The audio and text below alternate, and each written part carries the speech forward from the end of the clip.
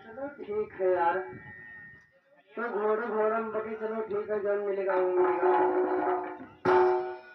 बाकी माता जन अगर पहले विराह दादा हमारे कहना है तो विराह का उत्तर इसे हम नहीं दिया है कि वो सीधा विराह नहीं कह रहा है।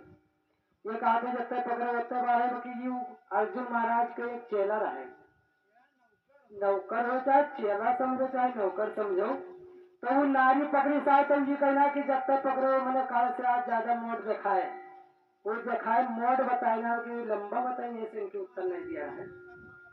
बाकी विरहा में ध्यान करो, हम रामायण से चलित है और थोड़ा ध्यान करो भैया भैया। ये तो कहा है कि अरे पंडित